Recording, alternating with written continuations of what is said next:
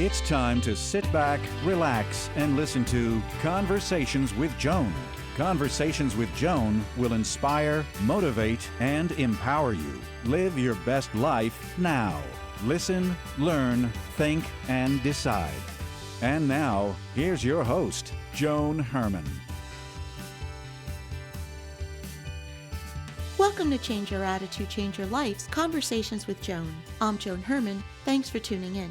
In September 1993, Jim Abbott took the mound at Yankee Stadium and threw one of the most dramatic no-hitter games in Major League Baseball history.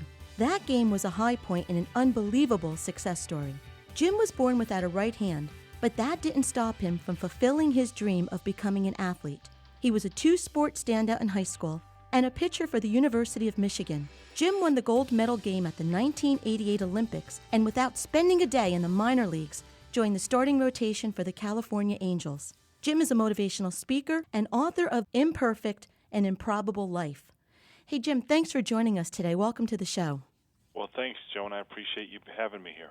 You know, Jim, I have to thank you. I have the opportunity to interview really amazing people, but your interview got me a high five from my two sons. So thanks for that, finally. Well, that's a good start. We'll see if they agree after it's over. Oh, Jim, I live with baseball fanatics. There's nothing you can say that they won't agree with.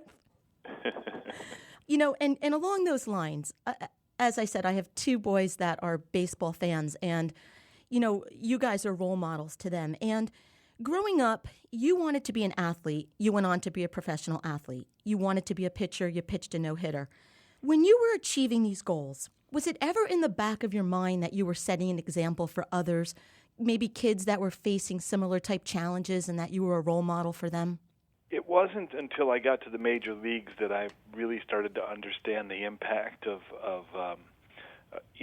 being a major league pitcher and being in the spotlight and being different. I was born missing my right hand, and, you know, I really spent the first part of my life, you know, fighting back against that in quiet ways, out on a baseball field and on, you know, in athletics and all the things that I was doing. And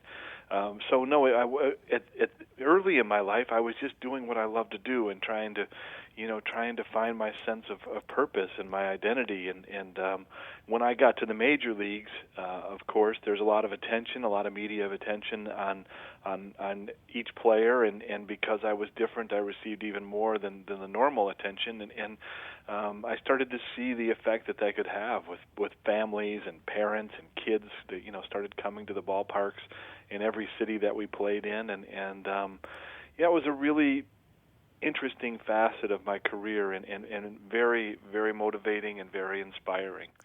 Well, you know, Jim, going back to your childhood for a moment, why a baseball pitcher? I mean, someone might say, why not run track or something that maybe was less of a challenge to you? Do you think that was a mindful decision on your part?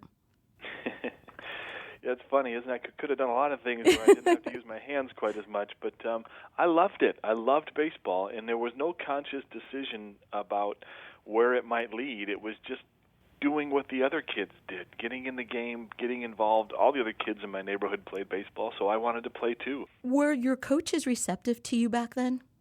Incredibly receptive. And I didn't really realize how lucky I was by, you know, I had so many coaches who not only were receptive but encouraging. They, you know, when I came to a tryout, you know, I felt the loneliness of expectations and wanting to prove myself, and you know, so many times there was a coach there who was, you know, not only receptive to my playing, but they pulled me into the game and said, "Listen, we'll figure out a way to get this done." And I was so fortunate in that. I get cards and letters to this day from parents, moms and dads and kids who, you know, sadly don't have the same type of encouragement in their career, in their sporting world. And you know, so I try to use the small forum that I have to encourage people to look at people for what the possibilities that they have instead of what they can't do. Now, Jim, you write in your book that you hid your disability in your right front pocket. When did you finally stop feeling the need to do that? I don't know, Joan. I guess there are times in my life where I still do that. You know, it's a lifelong journey. there are times, and talk about this a little bit in the book, where, being born missing my right hand, I don't even think about it. I'll go weeks at a time where I don't even, it's not something that is part of my daily life, and yet, there's other days where I may be in a new situation.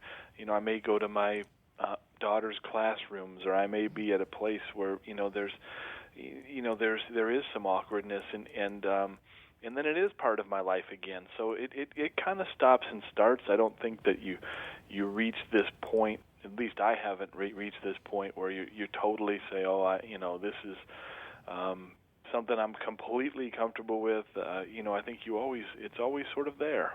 Well, and I think that's a wonderful point, because so many of our listeners that are dealing with various types of challenges in their lives, they may think that you're healed and it goes away and you move on. And, look at Jim Abbott. He's this incredibly successful baseball player, and, he got past it. And as you're saying, you have moments where you push it aside, but it's always there. And I want our listeners to understand that it is it's an everyday battle where you feel good some days, some days it comes back, but that doesn't mean you can't keep moving forward.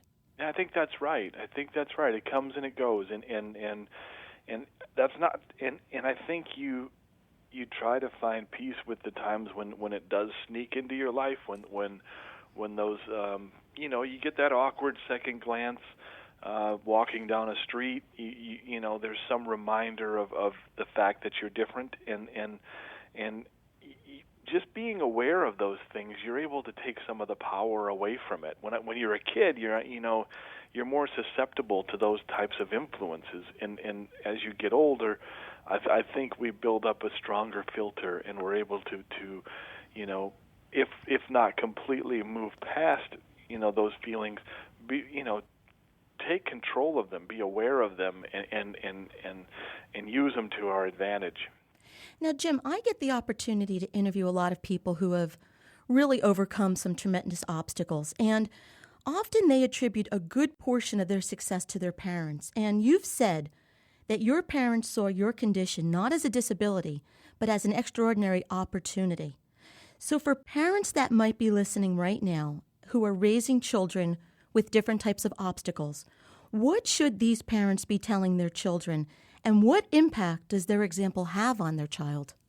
Well, my parents were my heroes, and they serve as a great inspiration to me now that I'm a parent myself.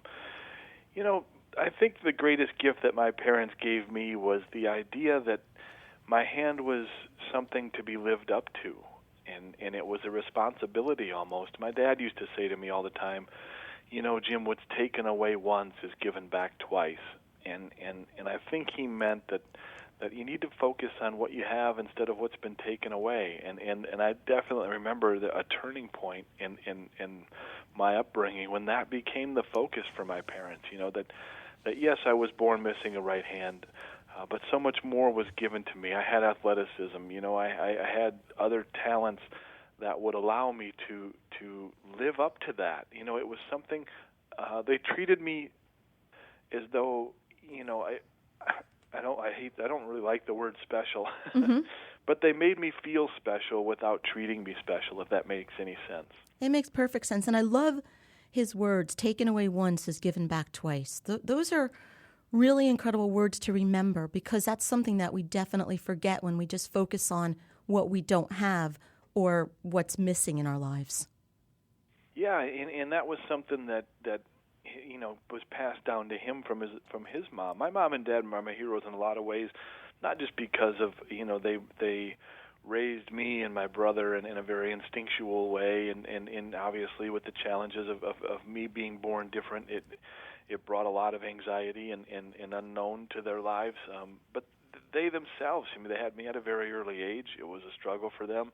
There was a lot of uncertainty. There was a lot of sacrifice for them, giving up sort of, some of the dreams that they had, when they were younger, and focusing on raising a family. And so their model serves me well, and I think about that now, about parenting and sort of the selflessness that's involved. Your career got off to a slow start, and what would you say were some of the adjustments that you needed to make to turn it around in the majors? it's incredibly competitive environment at the major league level. I was very young when I got there. I was just 21 years old, and I had a pretty incredible amateur career in the fact that I was at the right place at the right time in a lot of ways. I went to the University of Michigan and played there, and then I played in the Olympics in 1988, and we won a gold medal, and then all of a sudden I made a major league team. So I didn't have a lot of professional experience, and the key was, you talk about attitude. The key for me was to get up on a mound in a major league stadium against major league players and feel as though I belonged. I had a tendency to give the other guys so much credit. I would be looking at a Cal Ripken or a Ken Griffey Jr. and I would think about how good they were instead of remembering what it was that I brought to the table and remembering my strengths. And so that was the adjustment that I had to make. Just understanding what it was that gave me the ability to be out there in the first place. Well, and going on and pitching a no-hitter with one of the greatest baseball teams, the New York Yankees. Can you describe what that day was like? Was that the greatest day of your career? It was a great moment, that's for sure. It probably was the greatest day of my career. Although it may not have been the best game I ever pitched, to be honest. There's a certain amount of luck that's involved in a no-hitter, but I never really realized how much your life can change in just a couple of hours, and I guess in a good and a bad way. On that day, it was in a great way. There was a lot of anxiousness and uncertainty that went into the beginning of that game.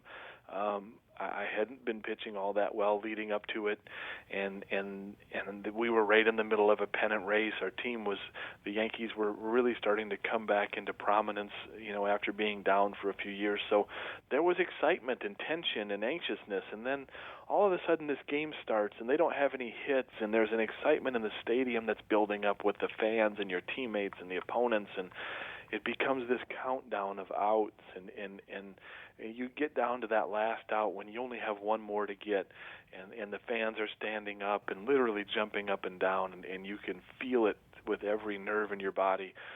That next pitch might make you leave a mark for really your whole career, and there it is, a ground ball, the shortstop Randy Velarde fields it, throws it to Donnie Mattingly, and you have a moment that really changes your life. And to me, that game is just symbolic of yes, we all face tension and anxiety and nervousness, but amazing things can come out of that. And you just described probably looking back at that moment, but do you recall what you were thinking while you were on the mound?